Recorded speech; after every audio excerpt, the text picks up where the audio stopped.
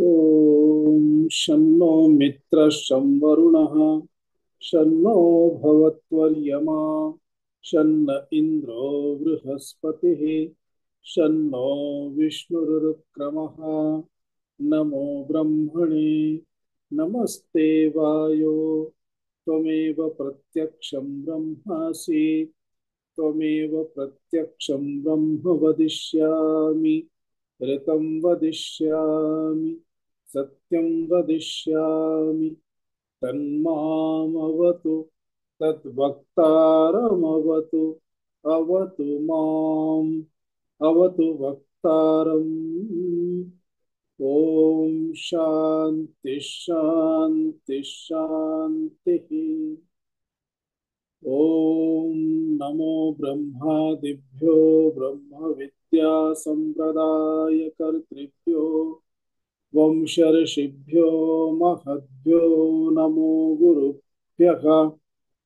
सर्वोपप्लवरहितः प्रज्ञानघनः प्रत्यगर्थो ब्रह्मैवाहमस्मि ब्रह्मैवाहमस्मि। शङ्करं शङ्कराचार्यं केशवं बादरायणं सूत्रभाष्यकृतौ वन्दे भगवन्तौ पुनः पुनः। ईश्वरो गुरुरात्मेति मूर्तिभेदविभागिने व्योमवद्व्याप्तदेहाय दक्षिणामूर्तये नमः। ॐ सहना भवतु सहनौ भुनक्तु सह वीर्यङ्करवावहै तेजस्विनावधीतमस्तु मा विद्विषावहै। ॐ शान्ति शान्ति शान्तिः।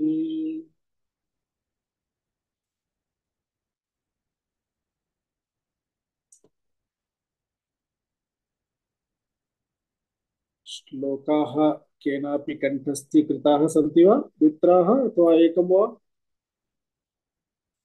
अहं न पृष्टवान् मध्ये अतः चत्वारः श्लोकाः मया कण्ठस्थीकृताः। श्रावयतु। श्रीभारतीतीर्थस्वामिना विरचित दृग्दृश्यविवेकः। रूपं दृश्यं लोचनं दृक् तदृश्यं दृग्भ्रमानसं दृश्याधिवृत्तयः साक्षी दृगेव न तु दृश्यते। नीलपीतस्थूलसूक्ष्म ह्रस्वदीर्घादिभेदतः नानाविधानि रूपाणि पश्येत् लोचनम् एकधा। आन्द्यमान्द्यपटुत्वेषु नेत्रधर्मेषु च एकधा सङ्कल्पयेत् मनः श्रोत्रदृघादौ योज्यतामिदम्। कामः सङ्कल्पसन्देहौ श्रद्धा श्रद्धे धृतीतरे ह्रीर्धीर्भीरित्येवमादीन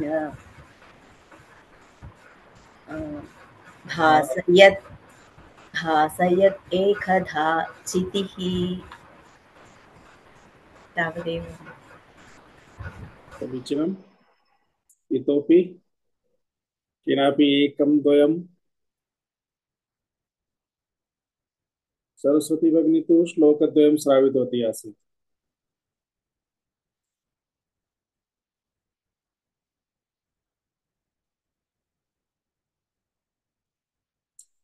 पञ्चमः श्लोकः अपि तथा अस्ति, कण्ठस्थीकर्तुं योग्यः अस्ति।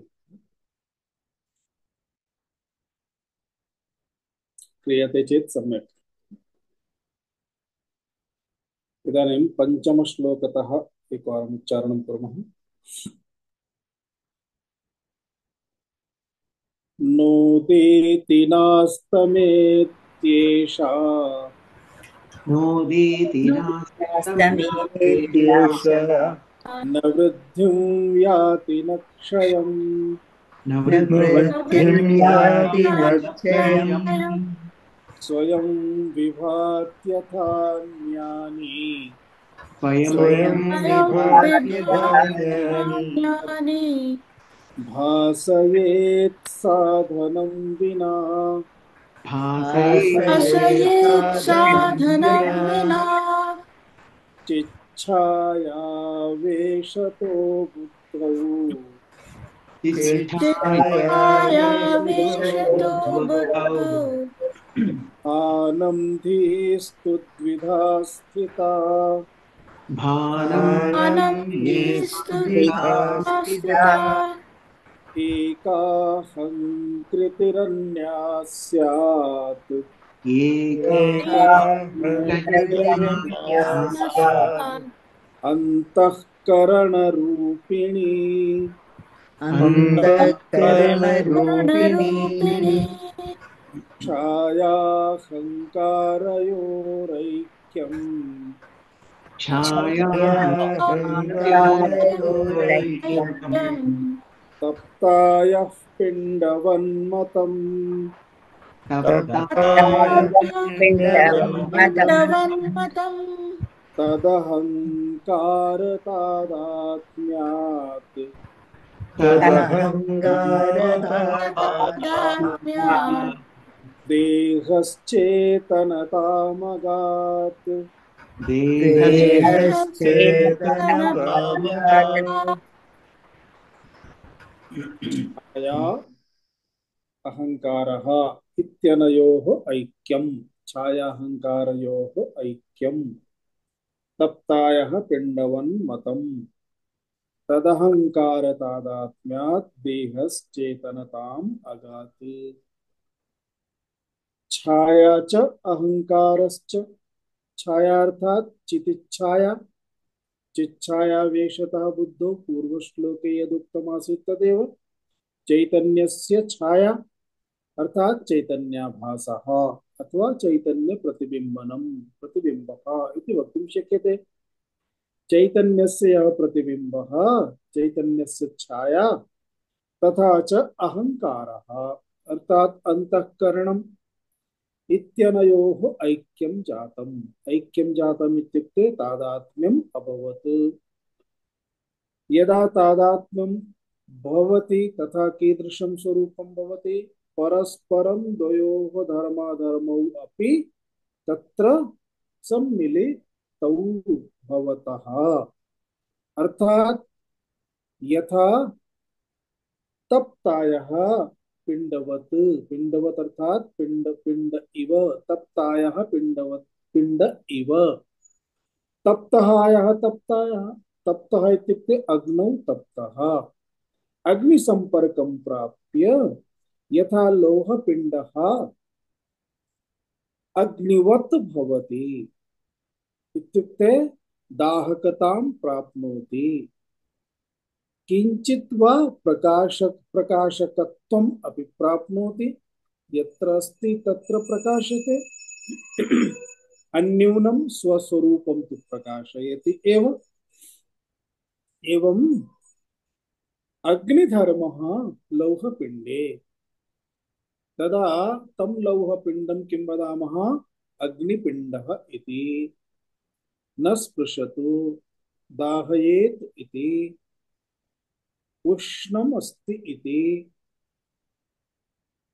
एवं दाहकत्वम् उष्णत्वम् एतत् सर्वम् अग्नितः प्राप्तं कस्मात् तादात्म्यात् तथैव अग्नौ अपि केचन धर्माः लौहस्य एते तत्र गच्छन्ति यथा अग्नौ गोलाकारः त्रिभुजाकारः अथवा यः कोऽपि तादृशः आकारः तु नास्ति एव तथापि गोलः अग्निगोलः इति उच्यते अयो गोलः तस्मिन् स्थाने अग्निगोलः इति उच्यते न तावदेव अग्नौ भारः कः भारः नास्ति तथापि गोलस्य भारः अयसः यः भारः अस्ति सः भारः अपि तत्र आरोप्यते अतः परस्परं तात्पर्यं किं परस्परं द्वयोः धर्माणामपि मेलनं भवति, सम्मिश्रणं भवति, तादात्म्यं भवति इत्यर्थः। अतः छाया चैतन्यस्य छाया तथा च अंतःकरणं द्वयोः मेलनं यदा इत्युक्ते तादात्म्यं यदा भवति तदा तादात्म्येन परस्परं द्वयोः धर्माः अपि आगच्छन्ति। तदा चैतन्यस्य ये धर्माः सन्ति ते धर्माः अत्र जड़ रूपे जड़े अंतःकरणे अपि प्राप्यन्ते। अतः चैतन्यस्य धर्मः इत्युक्ते चेतनता एवं प्रमुख रूपेण पश्यामः। चैतनत्वं चेतनत्वम्। अतः चैतनता यदस्ति चैतन्यत्वं यदस्ति तद् जड़े यत्र जड़ः इत्युक्ते वयम् अस्माकं कृते स्पष्टमस्ति तस्मिन् जड़े अपि चेतनता प्राप्यते। अतः तस्मिन् जड़े यदा चेतनता प्राप्यते तदा तद् यत् जडम् अंतःकरणमस्ति तस्य अंतःकरणस्य एव चैतन्यत्वेन अर्थात चेतनता या प्राप्ता अस्ति तस्मात् तस्मिन् सक्रियता प्राप्यते अर्थात प्रमातृत्व धर्मः आगच्छति। सह तदंतःकरणं प्रमाता इति भवति। यदा प्रमाता भवति तदा प्रमाण प्रमेय व्यवहारः भवति। अंतःकरणस्य वृत्तिः अंतःकरणस्य वृत्तयः भवन्ति मनः बुद्धिः चित्तम् अहंकारः इति वृत्तयः भवन्ति। अतः वृत्तिषु यतोहि अंतःकरणस्यैव वृत्तिः अंतःकरणं चैतन्य संवलितं चैतन्ययुक्तमस्ति तादात्म्यापन्नमस्ति। अतः तादात्म्यापन्ना वृत्तिः उत्पद्यते। तादात्म्यापन्ना वृत्तिः यदा उत्पद्यते तदा वृत्तिः यद्यपि अंतःकरणं जडं तस्मादपि तस्य अंतःकरणस्य एषा वृत्तिः अपि यद्यपि जडं तथापि तत्र चेतनता भवति स्वाभाविकतया संलग्नतायाः कारणेन तादात्म्येन इत्यर्थः। अतः वृत्तौ संकल्प विकल्प मनसि मनरूप वृत्तौ संकल्प विकल्पात्मकी शक्ति प्राप्यते। बुद्धौ च निर्णयात्मिका अर्थात निश्चयात्मिका शक्ति प्राप्यते। तथैव चित्ते स्मरणात्मिका शक्ति प्राप्यते। तथैव अहम इति अहम वृत्तिः अपि अस्ति अहम वृत्तौ अपि अहंकारः तत्र तिष्ठति प्राप्यते इत्यर्थः। एवमेव वस्तुतः अंतःकरणम् एव देहः अस्ति सूक्ष्मदेहः। एतस्मिन् सूक्ष्मदेहे अंतःकरणे एव अन्यानि अपि करणानि भवन्ति अर्थात इंद्रियाणि कर्मेन्द्रियाणि ज्ञानेन्द्रियाणि एतानि अपि करणानि भवन्ति। एतानि करणानि अपि सूक्ष्मानि सन्ति तानि अपि भौतिकानि सन्ति पंचभूतेभ्यः उत्पन्नानि सन्ति।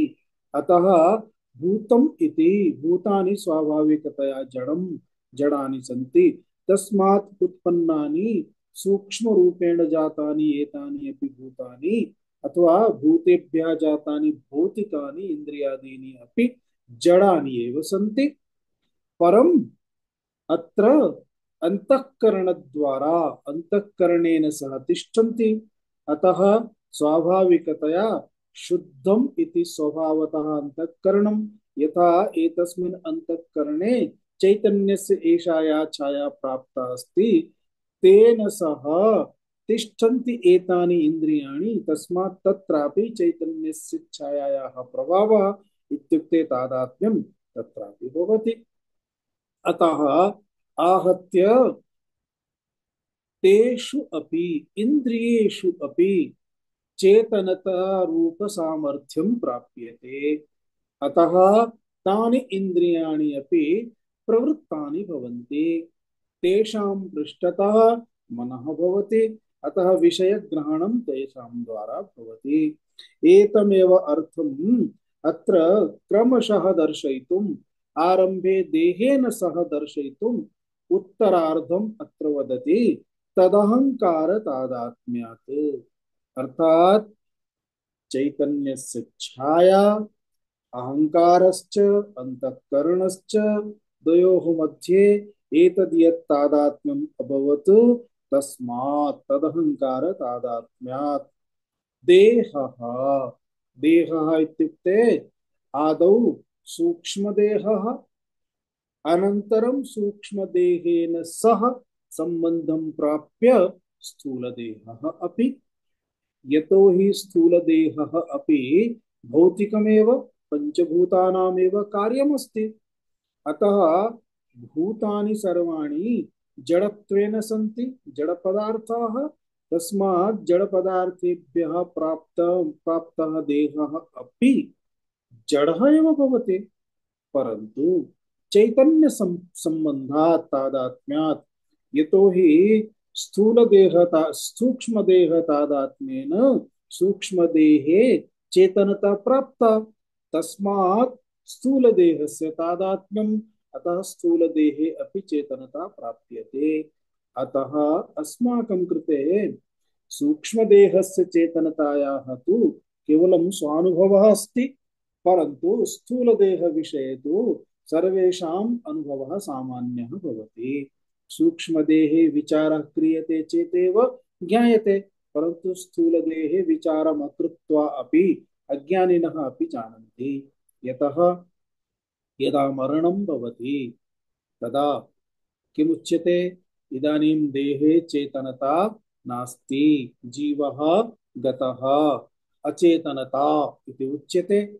अर्थात मृतदेहस्य तद्वत् सर्वेषां कृते एषः तु साक्षात् अनुभवः अस्ति अज्ञानिनामपि।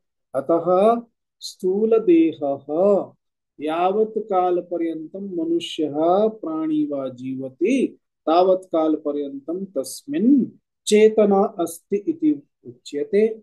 यदा मरणं प्राप्नोति देहः अस्ति तथापि तस्मिन् देहे चेतनता नास्ति इति सर्वेषाम् अनुभवः अस्ति।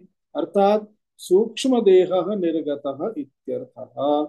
सूक्ष्मदेहस्य एव गमनागमनं भवति। सूक्ष्मदेहस्य जन्म जन्मान्तरं च सूक्ष्मदेहस्यैव लोकलोकान्तरं च इति सर्वमपि सूक्ष्मदेहस्यैव प्राप्तिः सूक्ष्मदेहेन प्राप्यते। सूक्ष्मदेहः एव आहत्य जीवः इति उच्यते।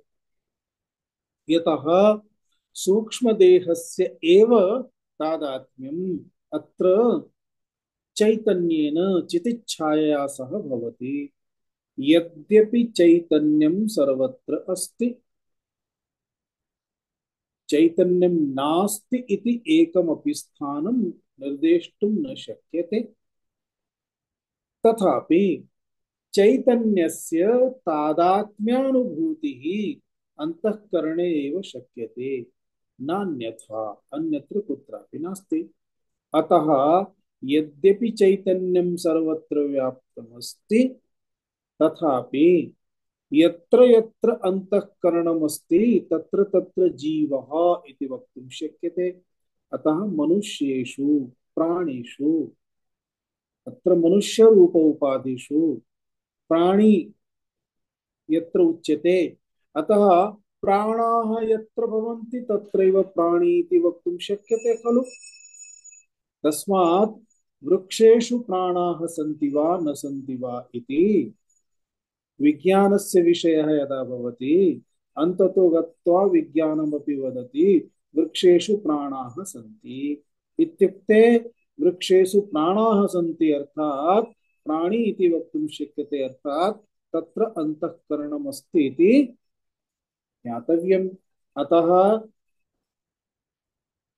उपाधिषु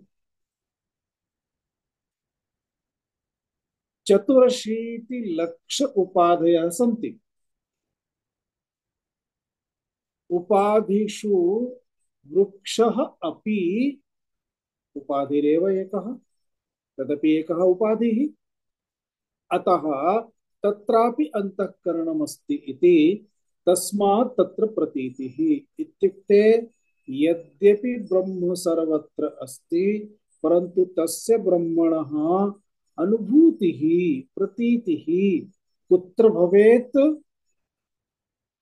अंतःकरणेषु एव संभवति यद्यपि सर्वत्र विद्यमानमस्ति तथापि तत्र संभवति इत्यर्थः अतः तदहंकार तादात्म्यात् चैतन्यस्य छाया अनन्तरम् अंतःकरणं द्वयोः एतद् यत् तादात्म्यं प्राप्तं तत् तादात्म्यं प्राप्य अग्नि लौह इव यथा परस्परं धर्माधर्मौ आक्रान्तौ भवतः तथैव तथा धर्माः आक्रान्ताः भवन्ति तद्वत् एव एतस्मिन्नपि आक्रान्ताः भवन्ति अतः अयं देहः अपि तस्मात् कारणात् चेतनतां प्राप्नोति चेतनताम् अगात् अगात् इत्युक्ते प्राप्तवान् इत्यर्थः एवं चेतनतां प्राप्नोति तदा किं भवति इतः एव संसारस्य आरम्भः अस्ति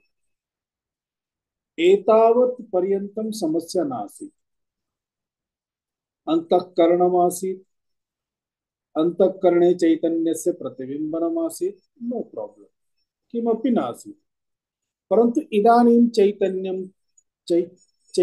चेतनतां प्राप्य अनन्तरं जगतः प्रारम्भः भवति सृष्टेः प्रारम्भः भवति संसारस्य आरम्भः भवति तत् कथम् इति तदर्थम् आदौ देहेन सह दर्शयति यतः अत्र एतेषु 12 श्लोकपर्यन्तं जीवपदार्थस्य विवरणं प्रचलति त्वं पदार्थस्य विवरणं प्रचलति अतः जीवः इत्युक्ते कः इति उच्यते तत् बोधनाय इदानीम् एषः प्रयासः अस्ति अतः अग्रे कथं तादात्म्यं प्राप्य अनन्तरं का स्थितिः भवति किं कर्तुं शक्यते इति एकैकम् अंशं स्वीकृत्य वर्णनं करोति आचार्यः अग्रिमं श्लोकं पश्यामः अहङ्कारस्य तादात्म्यम् अहङ्कारस्य तादात्म्यम् चिच्छाया देहसाक्षिभिः चिच्छाया देहसाक्षिभिः सहजं कर्मजं भान्ति सहजं कर्मजं भ्रान्ति जन्यं च त्रिविधं क्रमात् जन्यं च त्रिविधं क्रमात् अहङ्कारस्य तादात्म्यं छाया देहसाक्षिभिः कर्मजं कर्मजं भ्रान्ति जन्यं च त्रिविधं क्रमात् अहंकारस्य तादात्म्यम् चिच्छाया देह साक्षिभिः चिच्छाया च अर्थात चिदः छाया चिच्छाया चैतन्यस्य छाया चिच्छाया चिच्छाया च देहश्च साक्षी च चिच्छाया देह साक्षिणः तैः चिच्छाया देह साक्षिभिः सह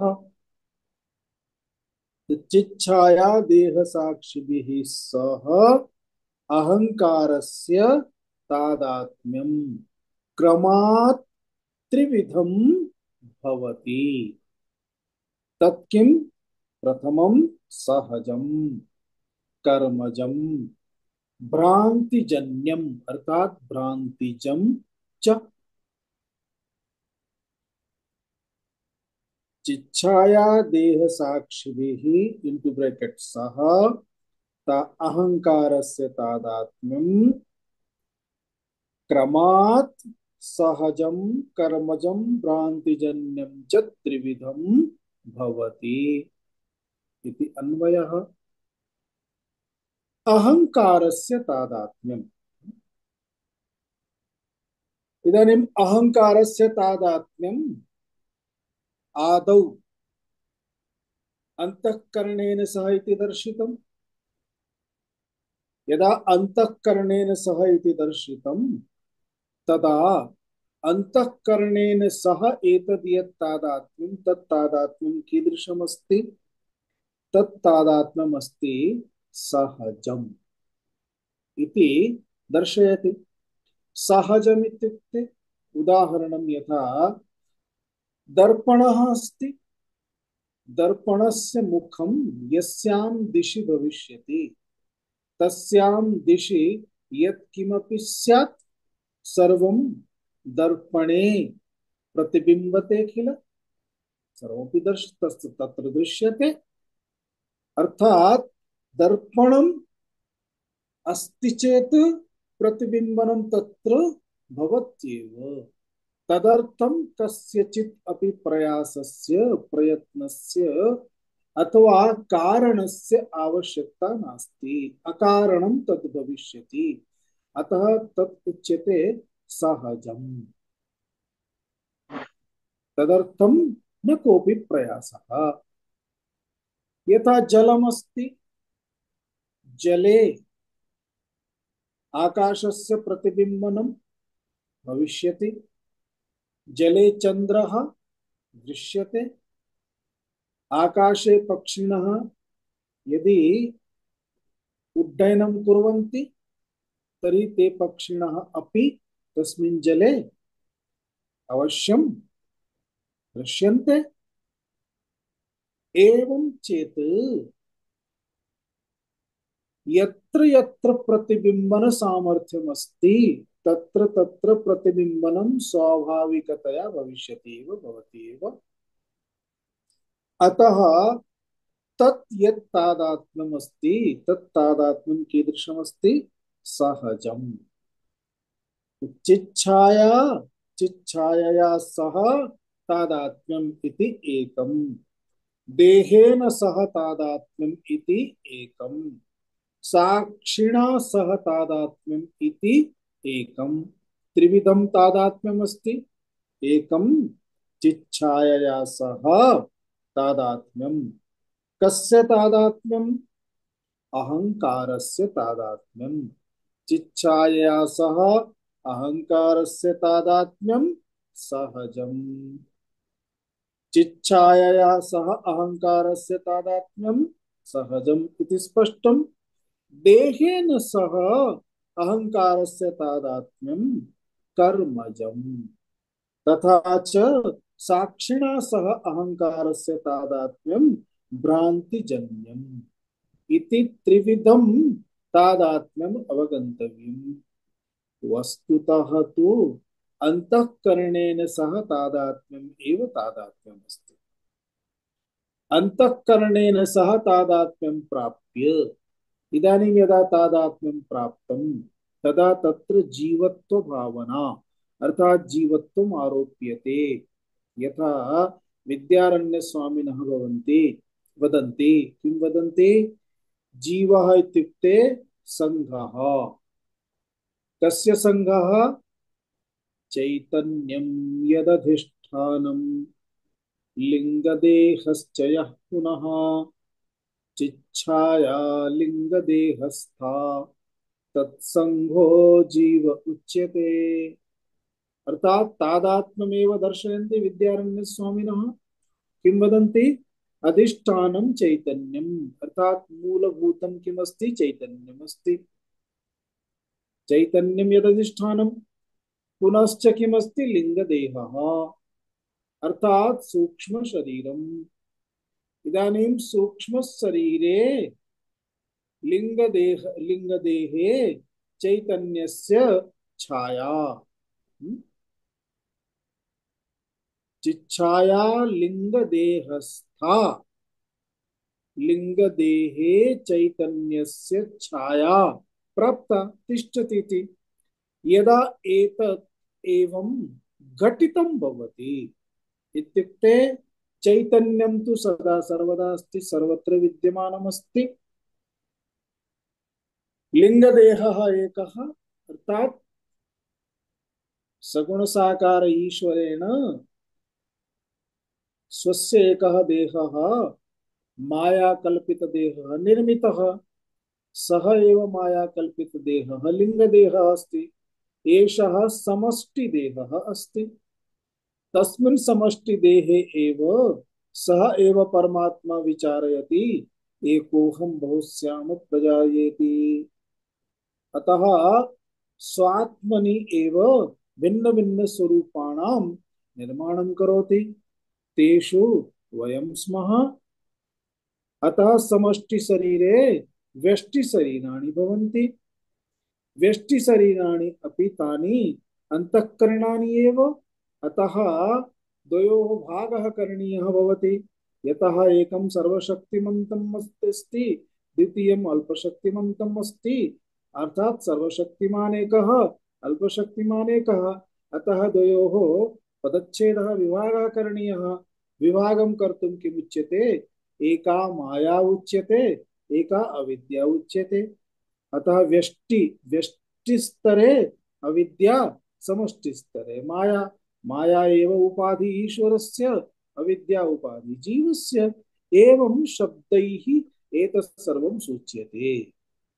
आहत्य अस्माभिः स्वरूपबोधाय तात्पर्यं प्राप्तव्यं भवति। अस्तु, तात्पर्ये किमस्ति? देहः एकः अभवत्, सूक्ष्मदेहः। तस्मिन् सूक्ष्मदेहे अहंकारस्य तादात्म्यं यदा भवति, अर्थात सूक्ष्मदेहे चैतन्यस्य तादात्म्यं यदा भवति, इत्युक्ते अहंकारस्य च चैतन्यस्य तादात्म्यम् इति दर्शयति। चिच्छायया सह अहंकारस्य तादात्म्यम् इति। एतदेव प्रथममस्ति, एतदस्ति सहजम्। अतः सहजं तादात्म्यं यदा अभवत्, अनन्तरम् एतदनन्तरं यत्किमपि तादात्म्यं प्राप्यते, तत् तादात्म्यं कीदृशं भविष्यति? तस्य पृष्ठतः हेतवः भविष्यन्ति, कारणानि भविष्यन्ति। अर्थात अज्ञानेन वा भवेत् अथवा कर्मणा वा भवेत्। अस्तु, एतत् सहजं तादात्म्यम् अभवत्। इतः परं चैतन्यस्य धर्मान् स्वीकृत्य अहं पावरफुल इति यदा विचारयति, पावर कस्य? चैतन्यस्य। पावरफुल कः वदति? देहः।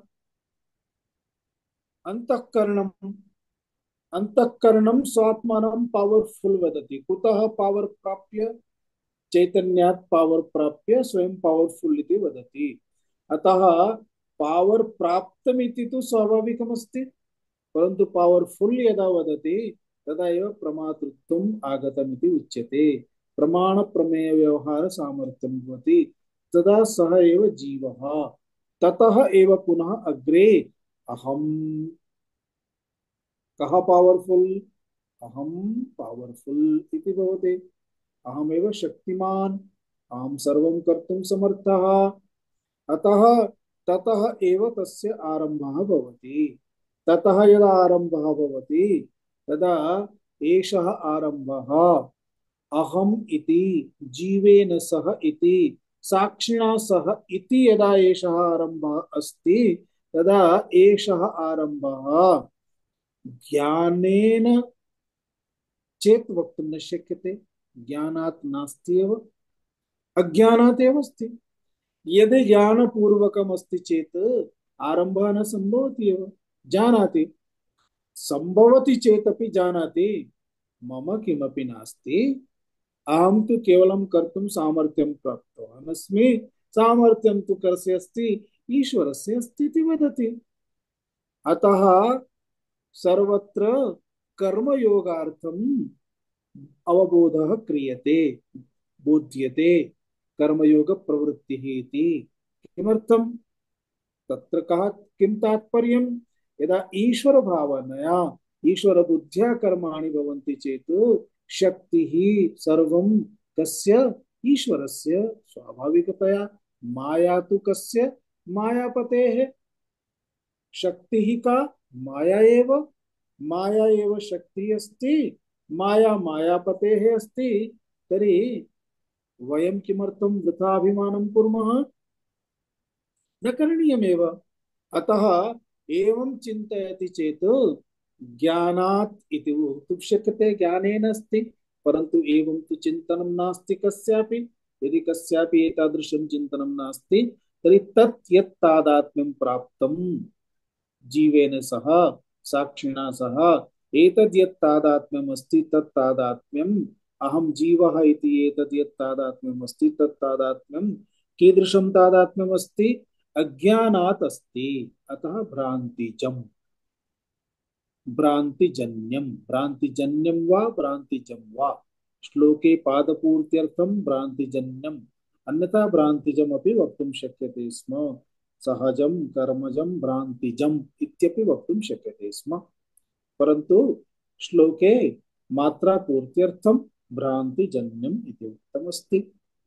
अस्तु, इतः परं यदा भ्रान्तिजं तादात्म्यम् अभवत्, अहम् अहम् अहम् इति आरब्धं, तदा अहम् इति एतद् यदा आरब्धमासीत्, अन्य अपि साधनानाम् उपयोगं करोति। अन्य अपि साधनानाम् उपयोगं करोति इत्युक्ते, चिन्तयतु, वने एकः कश्चन अहम् इति वदति, अनन्तरम् अहं राजा इति वदति, अहं राजा इति वदति, अनन्तरं वने अन्येपि प्राणिनः सन्ति, तर्हि ते सर्वे मम प्रजा इति भवति। अतः यत्र यत्र अहं भवति तत्र तत्र मम आगच्छति पृष्ठतः, अहंता ममता इति आरम्भः भवति, अहं मम। अतः मम, यदा मम इति आरम्भः भवति, तर्हि मम इत्युक्ते मम यदस्ति तद् मम अधीनमस्ति, तस्य अहं स्वामी, तस्य अहं स्वामी इति। अन्ये तर्हि सेवकाः, स्वामी सेवक भावः। एवमेव एकः भावः उत्पद्यते। यदि स्वामी सेवक भावः उत्पद्यते, तर्हि सेवां विना सेवकः कथं वक्तुं शक्यते? सेवकेन किं करणीयं, का सेवा करणीया?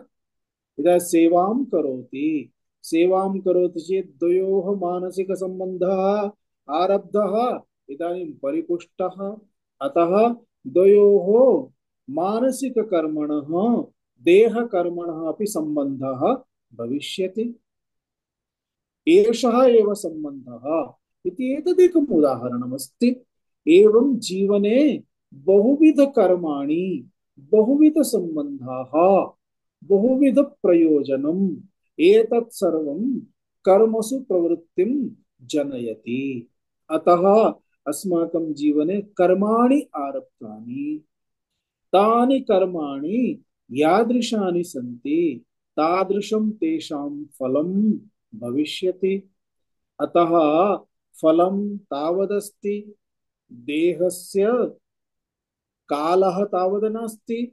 देहः अमुकवर्षानन्तरं समाप्यते, परन्तु फलमस्ति, फलं तु भोक्तव्यं भविष्यति। अरे रे, मम सर्वं नष्टं भवति, नष्टं किमपि न भवति। तत्सर्वं भोक्तुम् अन्यदेहस्य प्राप्तिः। एकं कार्यानं समाप्तं चेत्, नष्टं चेत् द्वितीयं कार्यानं स्वीक्रियते खलु।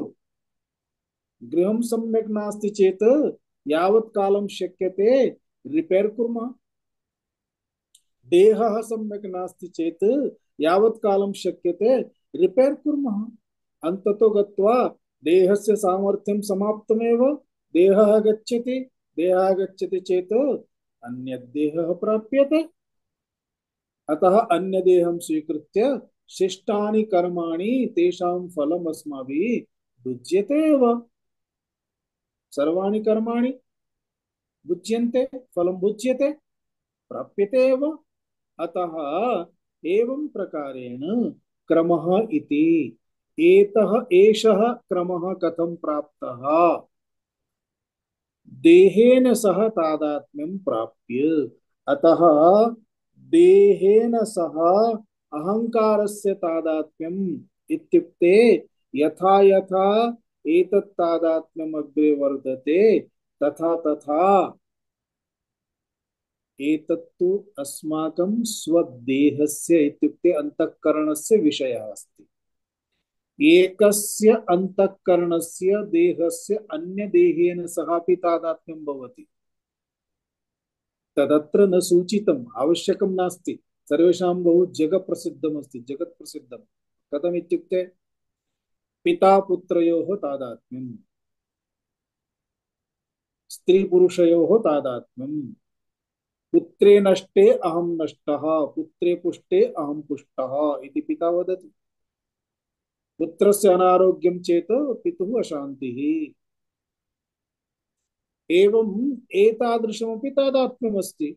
अतः तत् तादात्म्यम् अहं च मम च इत्यनयोः मध्ये तादात्म्यं भवति।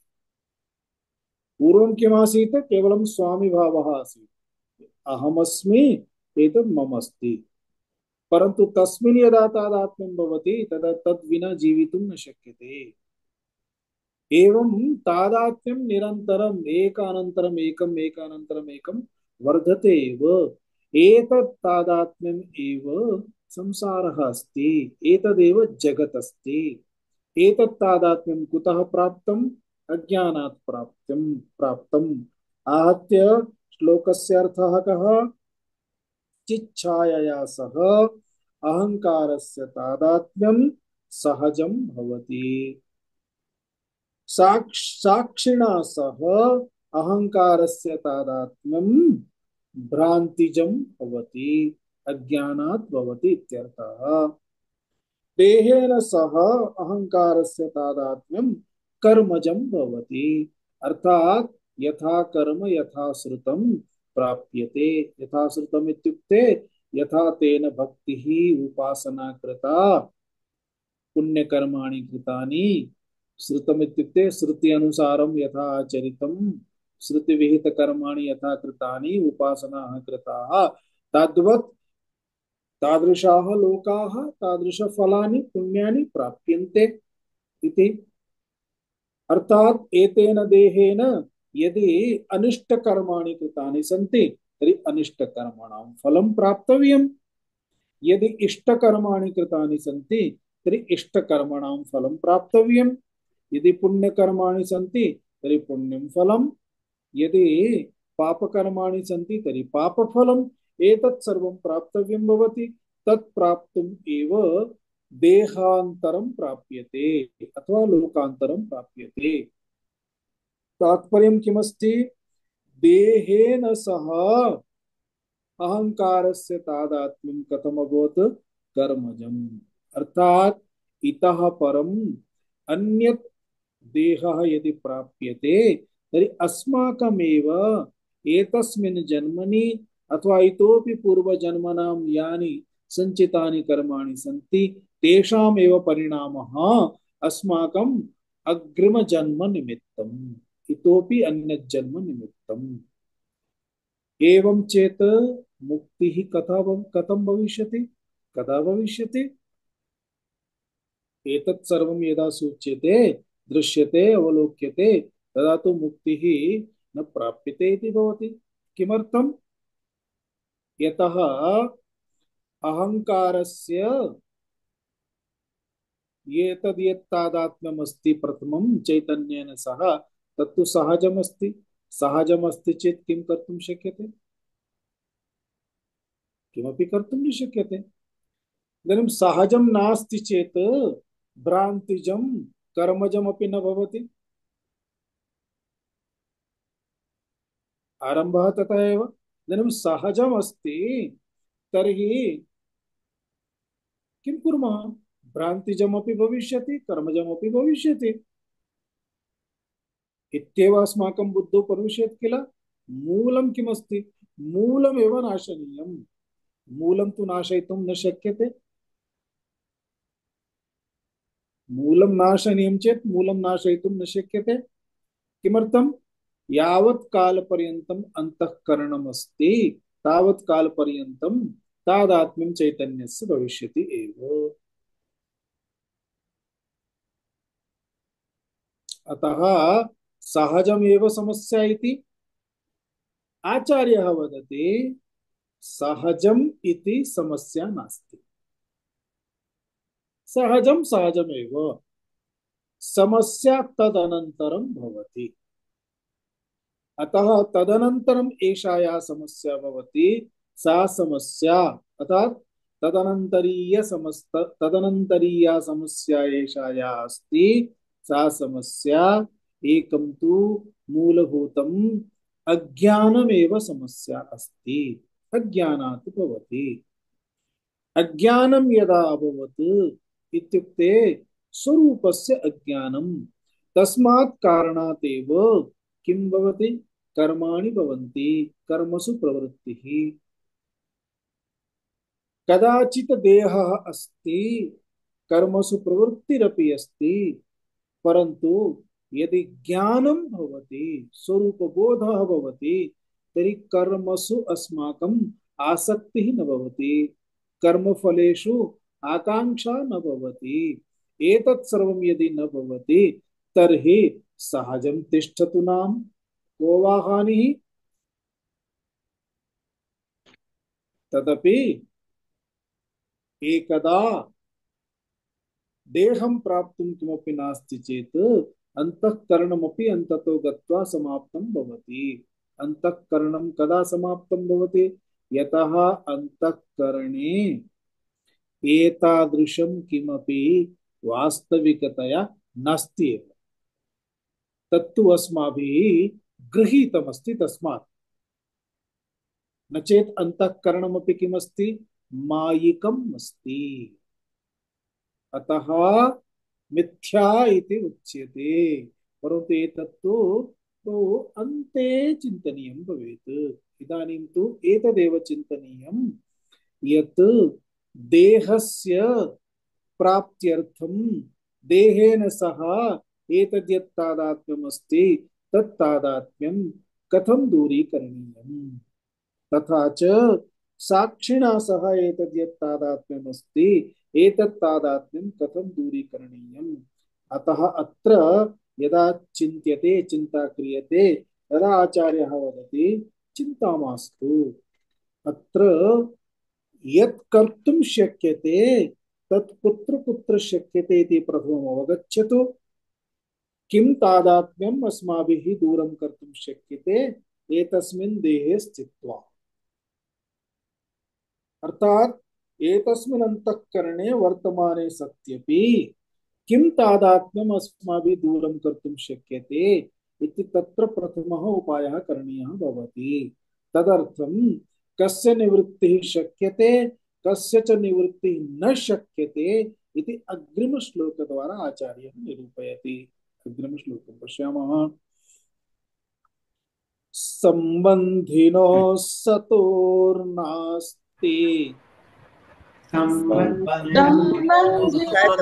नास्ति निवृत्तिः सहजस्य तु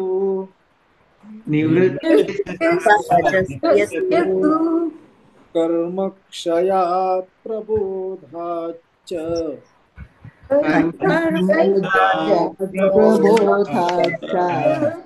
निवर्तेते क्रमादुभे।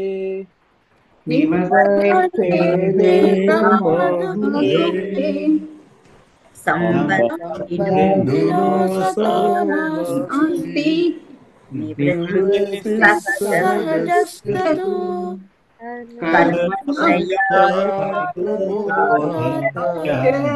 निवर्तेते क्रमादुभिः। संबंधिनोः सतोः नास्ति निवृत्तिः सहजस्य तु कर्मक्षयात् प्रबोधात् च निवर्तेते क्रमात् उभे। अन्वयं पश्यामः। संबंधिनोः सतोः सहजस्य तु निवृत्तिः नास्ति। शिष्टौ अन्यौ यौ द्वौ स्तः तस्मिन् विषये उच्यते उभे, अर्थात शिष्टे उभे क्रमात्, क्रमात् इत्युक्ते तत्र अहंकारस्य तादात्म्यं प्रथमं चिच्छायया सह, अनन्तरं देहेन सह, अनन्तरं साक्षिणा सह इति उक्तमासीत्। अतः सः एव क्रमः स्वीकरणीयः। प्रथमे क्रमे किमासीत्? सहजमासीत्, अर्थात सहजतया प्राप्तं तादात्म्यमासीत्। सहजं सहजं यत् तादात्म्यमासीत् सहज सहजस्य तु निवृत्तिः नास्ति इति एकं दर्शयति। इदानीं क्रमात् उभे इत्युक्ते अनन्तरं देहेन सह साक्षिणा सह एतद् यत् तादात्म्यमस्ति ते उभे तादात्म्ये कथं निवर्तेते? कर्मक्षयात् देहतादात्म्यं प्रबोधाच्च, अर्थात उपदेशात्, शास्त्रोपदेशात् किं तादात्म्यम्? अज्ञान निवृत्ति। भ्रांतिजम भ्रांतिजम तादात्म्यम, भ्रांति ही वास्तविक स्वरूप ज्ञानेनैव भ्रांति निर्गच्छति। अतः तस्मात् तद्गच्छेत् इति सामान्यः अर्थः अस्ति। सम्बन्धिनोः सतोः इत्युक्ते अहंकारस्य चैतन्य छायायाः यः एषः सम्बन्धः अस्ति, अतः सम्बन्धात् द्वौ सम्बन्धिनौ जातौ, सम्बन्धात् एव द्वौ सम्बन्धिनौ जातौ। सम्बन्धः इत्युक्ते अन्येन सह एव, सम्बन्धः द्विनिष्ठः इति उच्यते। सम्बन्धः द्विनिष्ठः अर्थात सम्बन्धार्थम् अपरः कश्चन अपेक्षते, तदा एव सम्बन्धः भवति। यदा अपरः कश्चन प्राप्तः तेन सह, यथा मैत्री, तर्हि मित्रसम्बन्धः, तथैव धर्माचरणाय पतिपत्नी सम्बन्धः, व्यापाराय द्वौ व्यापारिणौ तयोर्मध्ये सम्बन्धः। एवं सम्बन्धस्य कृते अपरः अपरं वा किमपि अपेक्षते, अतः द्विनिष्ठः भवति। अत्र सम्बन्धः सम्बन्धश्च द्वौ सम्बन्धिनौ, इदानीं द्वयोः सम्बन्धिनोः इत्युक्ते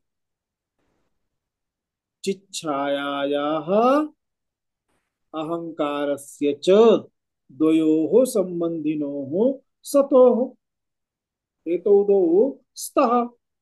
द्वयोः विद्यमाने सति एषः यः, अर्थात एतद् यत् तादात्म्यं प्राप्यते तत् तादात्म्यं किमस्ति? सहजम्। अतः सहजस्य प्राप्तस्य एतस्य सहजस्य तादात्म्यस्य निवृत्तिः नास्ति, यतः सहजमस्ति। उदाहरणैः सह पश्यामः। उदाहरणं यथा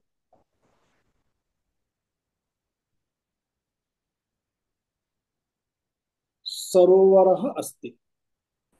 सरोवरः इत्युक्ते यादृशमपि भवतु। इदानीं तु किमस्ति, गृहेषु अस्माभिः कृतककासारः क्रियते, तरणकुण्डम् अर्थात स्विमिंग पूल निर्मीयते। इदानीं स्विमिंग पूल निर्माणं कृतं।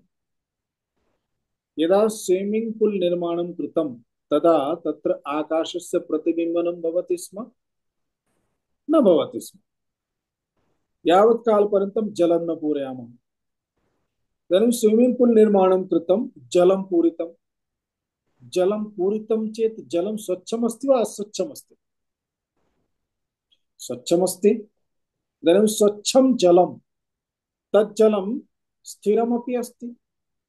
नद्यां यथा जलं प्रवहति तदा कुण्डे जलं न प्रवहति, अतः जलं स्थिरमस्ति। इदानीं तस्मिन् स्थिरे जले गगनं दृश्यते वा न दृश्यते? गगनं दृश्यते। गगने सूर्यः चेत् दृश्यते वा न दृश्यते? सूर्यः दृश्यते। रात्रौ चेत् चन्द्रः अस्ति चेत् दृश्यते उत न दृश्यते? दृश्यते।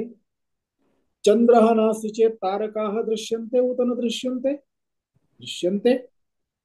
तस्मिन् जले दिने वा दिनं वा रात्रिर्वा यदि आकाशमार्गेण आकाशे तेन मार्गेण पक्षिणः यदि डयन्ते तर्हि ते अपि तत्र दृश्येयुः खलु, तेषामपि दर्शनं भवेत्। अर्थात् यावत् कालपर्यन्तं तस्मिन् जलमस्ति तावत् कालपर्यन्तं तस्मिन् जले प्रतिबिम्बनं सर्वेषां भविष्यति उपरि। एतत् यत् प्रतिबिम्बनम् अस्ति तत् सहजमस्ति, स्वाभाविकमस्ति। इदानीं तस्मिन् जले यदा प्रतिबिम्बनं भवति तदानीमेव कश्चन बालः आगत्य एकं लघुपाषाणं क्षिपति। यदि लघुपाषाणं क्षिपति तदा जले कम्पनं भविष्यति। यदा जले कम्पनं भविष्यति तदा तस्मिन् जले दृश्यमानः चन्द्रः वा सूर्यः वा तदपि कम्पते खलु, कम्पते। इदानीं जले विद्यमानः सूर्यः चन्द्रः यदि अहंकारं करोति तदा किं वदिष्यति? अरे रे रे रे रे अहं तु कम्पे वदिष्यति खलु। वास्तविके सूर्ये तत्कम्पनम् अस्ति वा? नास्ति। वास्तविके चन्द्रे तत्कम्पनम् अस्ति? नास्ति। अस्तु, यावत् कालपर्यन्तं जलमस्ति तावत् कालपर्यन्तं तत्र एकं तु प्रतिबिम्बनं भविष्यति। पुनः तस्मिन् जले दृश्यमानं यत् दृश्यमस्ति यः जीवः पदार्थः तस्मिन् यदि अहंकारः अस्ति तर्हि तस्मिन् जले कंपनं चेत् कंपते, शांतिः चेत् शान्ततया दृश्यते, गमनागमनं चेत् गमनागमनवृत्तिरपि दृश्यते। इदानीम् एतदेव तादात्म्यं यथा एतस्मिन् सरोवरे दृष्टं तथैव अस्माकं सर्वेषामपि अस्ति स्थितिः। वयं तदनुसारमेव विचारं कुर्मः। अतः तादात्म्यं प्राप्य अहं सुखी अहं दुखी इत्यादि विषयाः सर्वे प्रविशन्ति इति एकम्। द्वितीयम्, एतद् यत् जलमस्ति तत् जलं वयं पूरितवन्तः खलु। मलिनं भवति कानिचन दिनानि तिष्ठति चेत्, अतः जलं निष्कासयामः। यदा जलं निष्कासयामः तदा पुनः प्रतिबिम्बनम् अस्ति? नास्ति। इत्युक्ते जलम् अस्ति प्रतिबिम्बनम् अस्ति इति स्वाभाविकमस्ति। इदानीं पश्यतु अपरमपि उदाहरणं। यथा वयं किं वदामः? प्रतिपत्तिथिः, प्रतिपदा, द्वितीया, तृतीया, चतुर्थी, अमावस्या पर्यन्तं गच्छामः अथवा पूर्णिमा पर्यन्तं गच्छामः। एतत् किं निर्दिशति? प्रतिपत्तिथिः चेत् शुक्लपक्षः चेत् प्रतितिथिं सूर्यस्य वृद्धिः भवति, चन्द्रे वृद्धिः भवति, चन्द्रः वर्धते। कृष्णपक्षः चेत् प्रतितिथिं चन्द्रः क्षीयते। अतः चन्द्रे क्षयं वा वृद्धिः वा इति उच्यते। क्षयवृद्धि वस्तुतः चन्द्रे क्षयं वा वृद्धिः वा अस्ति? नास्ति भवति चेत् अस्माकं चन्द्रयात्रा सर्वं नष्टा भवति। 15 दिनेषु एव यात्रा समाप्ता भवति, पुनः 15 दिनानन्तरम् अन्यदेकं यानं प्रेषणीयं भवेत्, क्षयं भवति। वृद्धिः भवति चेत् अस्माकं तद् यानमपि चन्द्रयानमपि किं अरे रे रे रे एतत्तु वर्धते एव प्रतिदिनम्। अतः नास्ति इति एकं। कथम् एतत् प्राप्तं?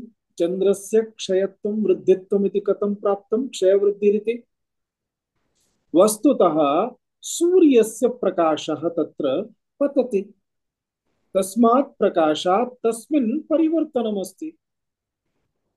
यतः भ्रमणम् अस्ति द्वयोः, अस्तु द्वयोः भ्रमणे चेत् पुनः न केवलं तत्र एवमेव भ्रमति, तदेवमपि भ्रमति, द्विधा द्विधा गतिरस्ति। अतः तस्मात् कारणात् पुनः मध्ये पृथिव्यादयः अपि आगच्छन्ति। एतस्मात् कारणात् तस्मिन् किञ्चित् परिवर्तनं भवति। अतः परिवर्तनम् अधिकृत्य चन्द्रस्य क्षयवृद्धिरिति उच्यते। अतः चन्द्रस्य क्षयवृद्धिः यथा उच्यते तत् किमस्ति?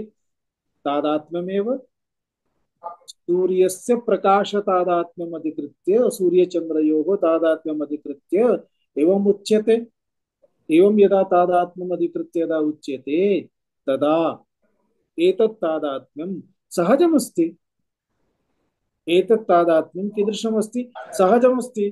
परन्तु यदा एवं चन्द्रः स्वात्मानं चिन्तयति, अहं क्षयं प्राप्नोमि, इदानीम् अहं वृद्धिं प्राप्नोमि ईश्वरकृपया, शिवस्य कृपया इति यदा अहङ्कारं प्राप्नोति, तदा तस्य चन्द्रस्य प्रतिदिनं किञ्चित् किञ्चित् मरणं, प्रतिदिनं किञ्चित् किञ्चित् जीवनम् इति सर्वं शक्यते।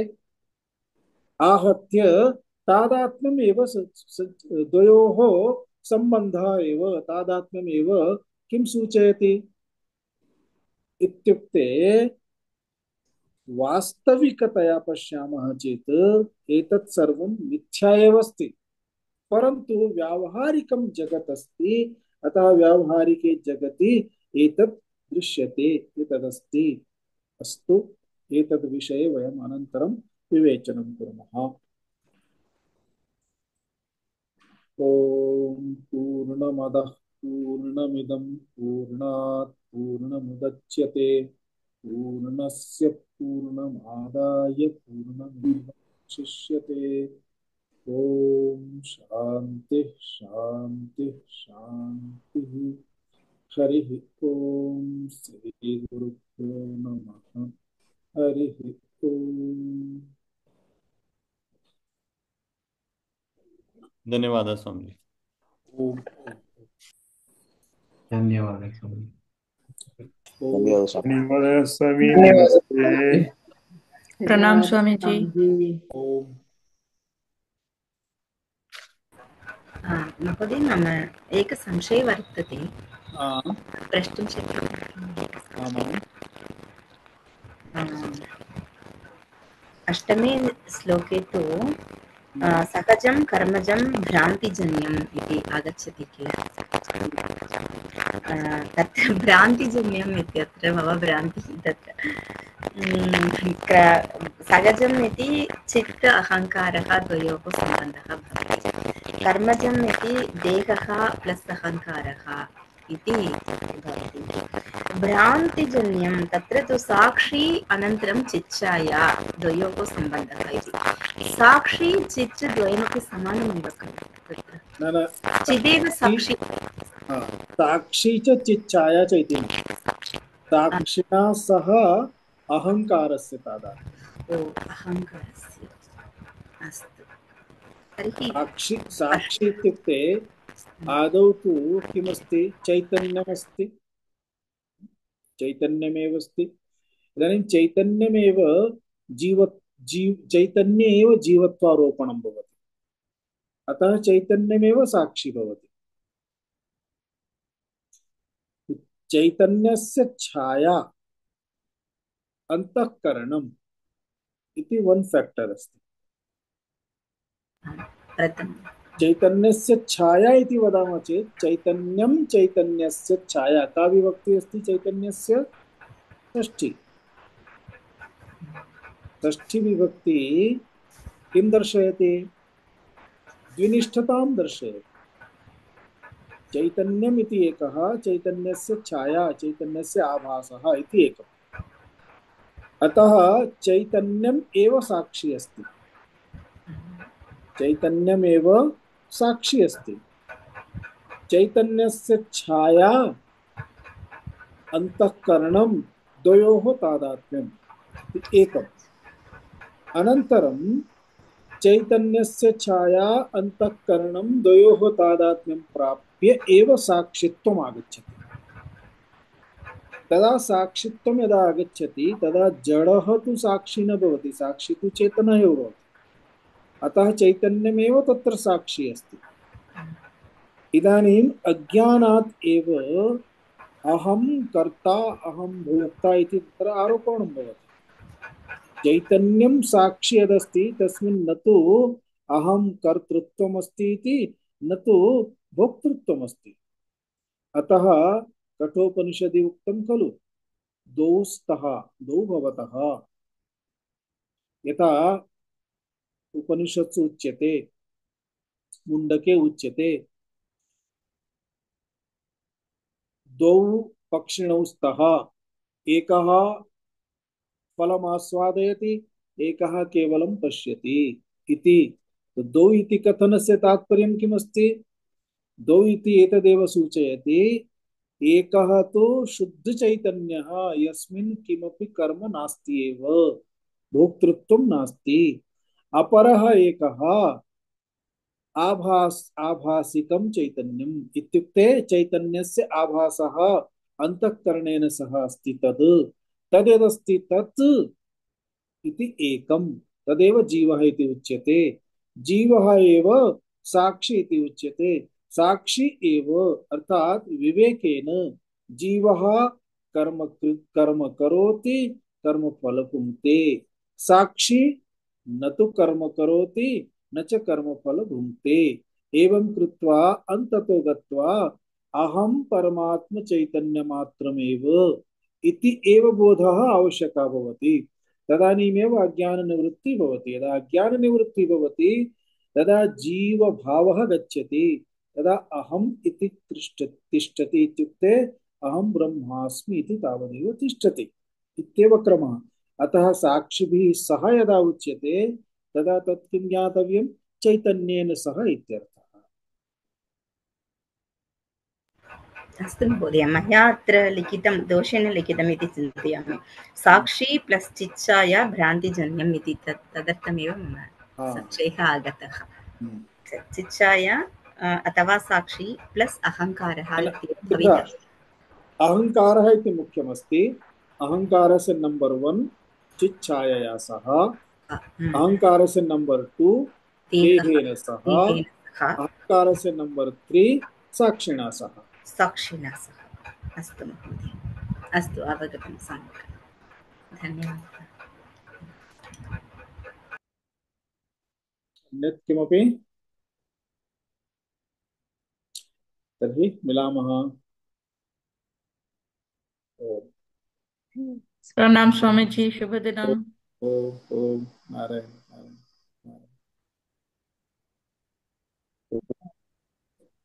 लिंक कृपया डिस्क्रिप्शन मध्ये स्थापयन्तु। स्थापयति, नीलभगिनी स्थापयति, पाठान् स्थापयति, प्रसादजी अपि स्थापयति। अस्तु।